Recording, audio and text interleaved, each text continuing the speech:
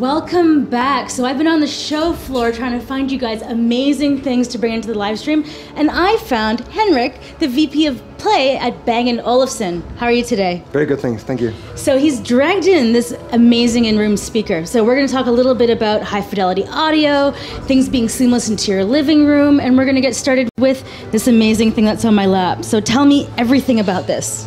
Absolutely. How much I can do in fast speed. But this is our A6 speaker that we just introduced yesterday. It's sort of an all-room, one-piece music system that's sort of meant to replace your entire stereo system, so you can fill up an entire living room with beautiful sound. And what we've been really occupied, and actually the background for the interesting shape, is the acoustic construction that actually allows the music just to fill out the room rather than being sort of pointed directly at the listener. No matter where you are in your living room, you'll just get an amazing music experience. It has like a concave shape here. So what is it about this shape? Oh, sorry. And like, what is it about this shape that kind of gives it a like good audio? Yeah. So the structure of the product is, you can see it's very thin, but it's angled. So the speakers are sitting on the side here and shooting the music out in an angle. And then at the back you can see we actually have some holes here. There's a full range speaker sitting inside to bounce off the wall.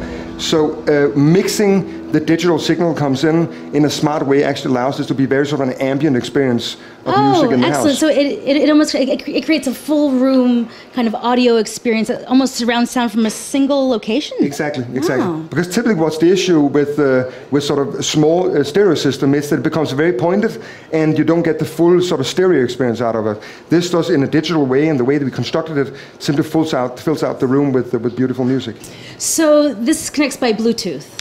It's actually all the connection standards you can think of. All the connection standards I can think of. It both has Wi-Fi and Bluetooth 4.0, and on the Wi-Fi sides, all of the standards that we can come up with has been implemented. So it runs with AirPlay, DLNA, it integrates Spotify Connect directly with TuneIn Radio, Deezer, whatever standards that's out there. We have built that into the system, so there's full choice for the consumer. Excellent. Now let's talk a little bit about Bang & Olufsen. Now I've been following you guys for years. And actually, I have a little confession to make. I actually owned a Bang & Olufsen's mobile phone. Oh, really? Do you remember when you guys did that years and years ago? So Bang & Olufsen had this phone that was all about being beautifully disconnected, right? It was just a gorgeous, kind of like almost compact looking device that you would switch your SIM card out and you would just bring it out and you just only have text and voice, and it was just a stunning, beautiful phone with good audio experience. Yeah. So Bang & Olufsen's always coming up with these really interesting ways to kind of take something that we've already got and kind of make it a little more unique. So can you just tell me more about Bang & Olufsen. So Bang & Olufsen we are celebrating our 90 years birthday 90 this year. years, congratulations. So thank you. We're the oldest hi-fi producer in the world, and we've always been occupied by two things. One is doing something that is unconventional, so something that no one else is doing, and secondly, always being dedicated about how people actually live with technology. So not just going after the specs and getting all the specs in there with check marks, but really think about the product that we're making, how's it actually going to be used in the daily life, and how can we make sure that people actually embrace that fully, rather than being sort of an alien component in your life. And we can see that in the phone they had back then. You can see it in the classic CD players we made there, where instead of the CD was hidden in a black box, we sort of exposed it. You can see the CD, those glass doors in front, and you can see the way that we've designed a product like this. We're sort of terribly occupied with making sure that once people buy it, hopefully they like it when they buy it, but they'll just fall more in love the longer they live with the product. I love that. You guys are terribly occupied with how people are going to live with it. Yeah. That's a good way. That's a good way to be. So can you talk about the materials that you've decided to use? Now I was at Showstoppers last night, where I got to see the rest of your lineup. Yeah. So you had some other nice portable speakers. That it was the A2. Yes. Right. And the thing that I really liked about it is I have a portable speaker in my kitchen, right? Because I like to. I have a small apartment, so I don't need a huge speaker. I could use this though. But I realized that you guys have 360-degree sound, right? And when I go from my kitchen to the living room, I actually have to go to my speaker and turn it around. Yeah.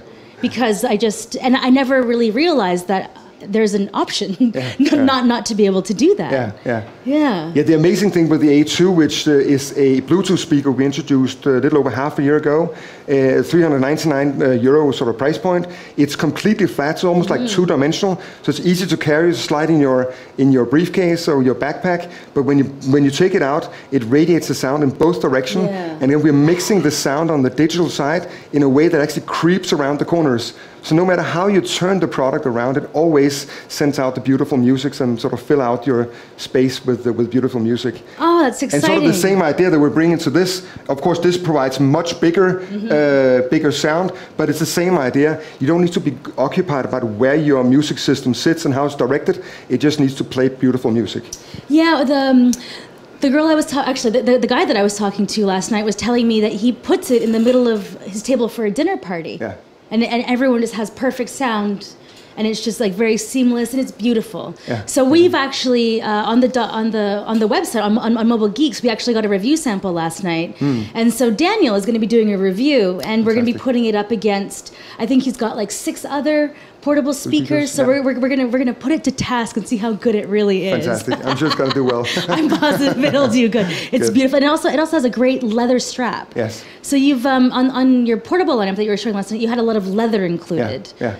So what is it about the mixing of materials that you kind of look at it from a design implementation? Is there anything kind of special about that? So what I talked about, how we integrate technology, that's the way we are thinking about design. So using different materials that people are used to in different contexts actually makes you consumers think differently about the products. So that's why we have leather handles, because there's nothing like carrying your stuff with a leather handle rather than a plastic handle. And that's why we have sort of wool fabric on the front of the A6 speaker, simply because it blends in better with your interior when it just looks nice. So accessories are becoming a lot more pervasive in our lives, and fashion forward and fashion statements like the headset, right? People actually consider that as a part of their outfit. Yeah. So Bang & Olufsen has always been a little bit trend leading when it comes to designing speakers and headsets and these types of things. So how do you actually approach leading the trend rather than just following it? So the first thing, of course, not to be looking at your competitors all the time. But then the second one is actually to make sure that we get inspired about stuff that goes outside of the consumer electronics area. So as an example, we always work with the designers that are not in-house designers, but we pick external designers that are not from consumer electronics, but they're from fashion, they're from furniture design, and the designers that are making our products are just making top leading sort of Italian, very expensive furniture. That's the normal living, right? And then we work with them on electronics, and the way they approach that design task is just completely different from someone internal department that's been trained in what not to do in consumer electronics. And the fact that our products probably take half a year longer to develop than most other consumer electronics is simply that sort of constructive battle we have between the designer and the engineers, because both need to win somehow. It needs to be a beautiful music system so it plays well, but it also needs to be something that is really a good design icon in itself. So now you brought up furniture designers helping you design things like, and this makes sense to me because this speaker is a piece of furniture. Yeah. But have you guys looked into actually designing furniture, like actually embedding your stuff? Because IKEA, I know this IKEA has their whole line of standing desks with wireless chargers and like power integrated and like these types of things. Would you guys consider going that kind of extra step and maybe looking at putting your audio system built into actual furniture? I think maybe. I think the starting point always is the music experience, right? And then we design it from there. I think, look, historically back, our initial radios that came out in 1925 actually looked like a cupboard, made like with real wood, and it was an amazing piece of furniture, right? So, but it's about what comes first. It's not about for us making a chair and then trying to squeeze in a loudspeaker. It's about making great loudspeaker, and it makes sense to make it a furniture. Then that's what we do. The big brother of the A6 is the A9. It's like a relatively large round speaker on 3 wooden legs that almost sort of resembles like your perfect living room chair that can stand in the corner and just comes across as a piece of furniture. I will have to look that up because I didn't know I had a big brother. Yeah. So let's talk a little bit about audio quality in electronics. So I've had several laptops with Bang & Olufsen speakers. And to be honest with you, they've always been really great. It's the Bang & Olufsen Ice, I think is the Ice Power, the Ice Power is the name of it. Now, laptops have a lot of like difficult design features. What's it been like, or how do you negotiate that kind of difficult road of putting your great quality into a laptop? Is there anything, like one thing that you're just like, I can't give up on this, or there's like, what if you're working with somebody and they can't make the sound proper? Is there any kind of give and take? I think laptops, of course, there's a tremendous trade-off. The size of the computer, of course, is really important for portability, right? So we need to make massive trade-offs on this. And we just started a collaboration with HP, where we are building their audio systems in most of their laptops from now on. And our audio engineers are then working together with the HP engineers to help them spec out the acoustic system of the product. But we completely realized that the main purpose of the PT, of course, is to deliver good portable computing power. So we do not have a lot of space, but we never compromise on the fact that when we put our name on it, it has to be the best in the market. Right? So a HP laptop with a B&O logo needs to be the best audio you can get from a laptop in that category. You have no idea how happy I am to hear that. I actually have an HP laptop right now, and the speakers are unusable. Like straight up, I actually have to go and get my Bluetooth speaker in order to watch any kind of programming on my computer. Because that's kind of the thing about the laptop industry, is that more and more we're kind of cord cutting, we're moving away from, having cable on our televisions, having that portable viewing experience. And to a lot of people, the laptop actually is their primary television. Like for me, like I'm going to be on the road for 6 weeks. I have various trade shows, and so I'm only going to watch programming on my laptop. So I'm actually very upset that I have a laptop with awful audio. So that's very exciting. So the next HP upgrade maybe be a better solution. And then when we talked about the A2, the flat laptop speaker, right? I mean the flat Bluetooth speaker, we built in 24 hours of battery life on that product, right? So it's very easy to take with. You don't have to be concerned about the sort of power banks and what have you go with. It also has a USB port, so the 24 hours can also be used to recharge your iPhone, right? So it also is a portable power bank with you. So if you really want good sound on the go, you can connect your laptop to the A2 speaker on Bluetooth and then have really good audio with your TV experience when you're on the go.